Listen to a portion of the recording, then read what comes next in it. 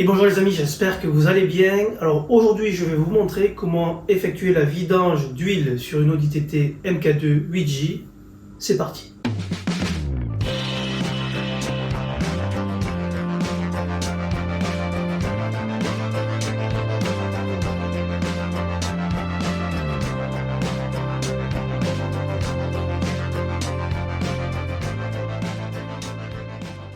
Alors pour rappel, chez Audi, vous avez deux types de vidange. Vous avez la première vidange dite standard qui s'effectue, elle, tous les 15 000 km et qui est dédiée aux petits rouleurs. Et de l'autre côté, vous avez la vidange dite long life, elle, dédiée aux gros rouleurs, qui s'effectue tous les 30 000 km. Alors autant sur un TDI, ça pose pas vraiment de soucis puisque le TDI est relativement costaud dans l'ensemble.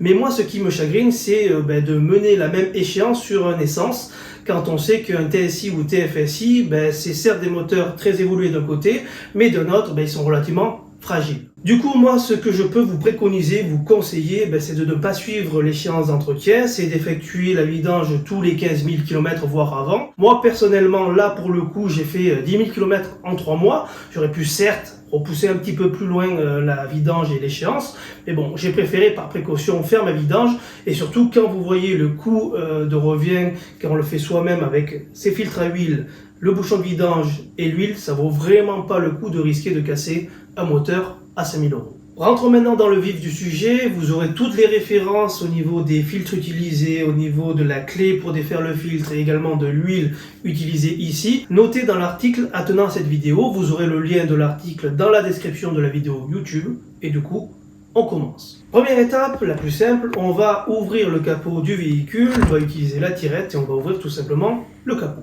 Alors deuxième étape, je viens soulever la voiture. Alors moi je préfère toujours l'incliner comme cela puisque le bouchon d'huile est en dessous et ça va permettre de faire écouler l'huile beaucoup plus rapidement. En plus, de manière plus sécurisante, je préfère les agglos que les rampes puisque les rampes ça risque de glisser. Là j'ai bien sûr au préalable mis le frein à main. Dessous, pour soulever la voiture, vous avez encore une fois des points d'ancrage à respecter puisque autrement si vous le mettez à côté, vous risquez de faire un bas de caisse. Et une fois que c'est fait, on peut attaquer le démontage. Troisième étape, on vient défaire le carter. Donc vous avez une vis ici, une vis ici, une grosse vis centrale qui va rester sur le carter, une autre vis ici, une ici, après on revient, une ici, une ici, une ici et une ici. Alors une fois qu'on a retiré le carter, on a accès au bouchon de vidange. Donc vous pouvez constater que ce n'est pas le bon, puisque celui d'origine est comme ceci, c'est un BTR et non pas une clé de 19. Donc on va le retirer pour vidanger l'intégralité de l'huile du carter. Et par pitié, s'il vous plaît, remontez un bouchon avec un joint neuf. Ça coûte que 2 € et ça va vous éviter par la suite de perdre de l'huile inutilement. Et en plus, lorsqu'on regarde le joint, vous pouvez constater qu'il est vraiment à usage unique, puisqu'une fois qu'il est écrasé, il ne sert plus du tout.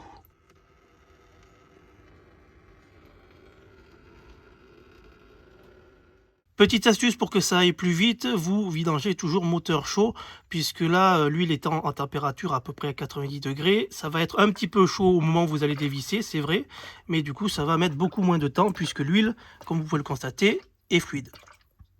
Je peux maintenant défaire mon bouchon à huile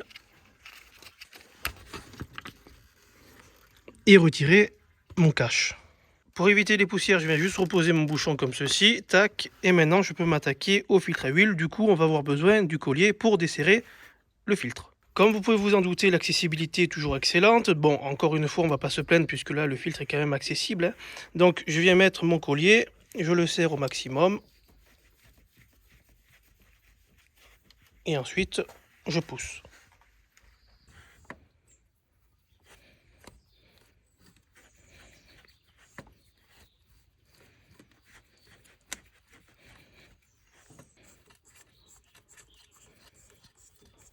Une fois que c'est fait, du coup, ça c'est mon ancien, ça c'est mon nouveau. Je retire ça. Je viens récupérer un petit peu d'huile ici.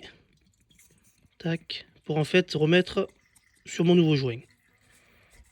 Une fois que le joint de mon filtre à huile est bien huilé, je peux le remonter. Toujours huiler un joint puisque autrement il risque de ne pas être tout à fait étanche. Et du coup, je viens le revisser là-dedans.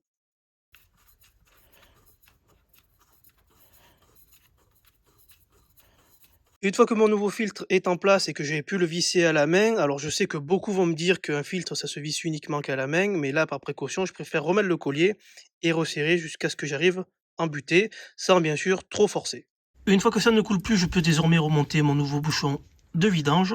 Une fois que j'ai remonté mon bouchon de carter et que je l'ai vissé à la main, puisque encore une fois si ça force, surtout il ne faut pas forcer, donc il doit rentrer à la main une première fois, puisque là, pour rappel, c'est quand même de l'aluminium. Si vous venez à bousiller le pas de vis, ben, vous pouvez jeter tout le carter, donc ça fait assez cher pour une petite vidange. Et du coup, à la fin, vous venez le visser ici, tac, histoire de comprimer comme il faut le joint. Maintenant que tout a été remonté comme il faut, je peux désormais vider l'huile dans le moteur. Donc par précaution, je vais vous conseiller de vider uniquement que 4 litres.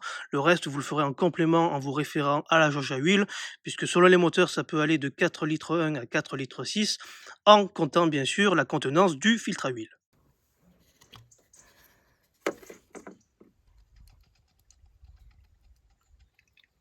Une fois que j'ai versé mes 4 litres d'huile, il ne me reste plus qu'à démarrer mon moteur, le laisser chauffer le temps de mettre en pression tout le circuit d'huile, de vérifier ensuite qu'au niveau des joints, que ce soit au niveau du bouchon de vidange ou du filtre à huile, ça ne fuit pas. Une fois que je me suis assuré de tout cela, je peux remonter mon carter dessous et ensuite je vais reposer ma voiture à plat, je vais la laisser reposer quelques heures et après je referai le niveau histoire de faire le complément qu'il manque. Passons maintenant à la dernière étape qui consiste à remettre à zéro les échéances entretien et vidange. Alors je ne sais pas pourquoi Audi dissocie la partie vidange des entretiens. Si jamais vous avez la réponse, vous pouvez le dire directement dans les commentaires puisque pour rappel c'est les seuls du groupe Volkswagen à le faire. Concernant le reset de la partie vidange, ça va dépendre du fait que vous utilisiez ou pas de l'huile dite Long Life. Alors moi je suis un mauvais exemple puisque je fais une révision dite standard tous les 15 000 km alors que j'utilise de l'huile Long Life. Mais bon, vu la différence de prix qu'il y a entre l'huile standard et l'huile Long Life, ça vaut vraiment pas le coup de s'embêter. Donc concernant le reset des révisions standards, vous pouvez le faire directement via le tableau de bord en suivant la vidéo suivante. Alors pour ce faire, rien de bien compliqué, on vient mettre le contact. Ensuite, on vient saisir la petite tirette qui se situe à droite au niveau du compteur. On tire une fois dessus, on retire dessus en la maintenant vers soi, le temps que vidange et entretien apparaissent et se remettent à zéro. Maintenant, je peux relâcher. Tac, je coupe le contact. Je le remets. Maintenant, pour vérifier, soit vous passez par les différents menus à l'aide du commodo à droite, soit vous venez reprendre la tirette et la tirer une fois. Et vous voyez que la vidange est maintenant dans 15 000 km ou 365 jours. Pour les autres qui ont besoin de faire un reset tous les 30 000 km, là il faut impérativement passer soit par la concession Audi, soit par le Vacom et suivre la procédure suivante. On lance VCDS et on sélectionne la partie Reset Entretien. Là, un menu apparaît, on sélectionne directement Flexible Wall Service Reset Long Life, Rest of the World. Là, on sélectionne soit gasoline pour essence, soit diesel pour diesel. On clique ensuite sur Lancer opération et là, quelques secondes plus tard, un message apparaît en disant que les nouvelles valeurs ont été sauvegardées avec succès et que l'opération est complète. Enfin, concernant le reset de la partie entretien, là, pas le choix, il faut impérativement soit passer par la concession Audi, soit passer par le Vacom en suivant la procédure suivante. On relance VCDS, on se rend de nouveau sur la partie Reset Entretien. Là, au menu, on sélectionne directement Mileage-based service reset rest of world. On clique ensuite sur Lancer opération. Je vous ferai remarquer au passage que mon accent anglais, comme vous pouvez le constater, s'est bien amélioré. Et quelques secondes plus tard, vous allez avoir de nouveau une fenêtre qui va s'ouvrir en indiquant que les nouvelles valeurs ont été sauvegardées avec succès et que l'opération est terminée. Voilà les amis, c'est tout pour aujourd'hui. Si cette vidéo vous a plu, n'hésitez pas à la liker, la partager, à vous abonner à la chaîne YouTube si ce n'est pas encore fait. Sur ce, je vous laisse, prenez soin de vous et à bientôt.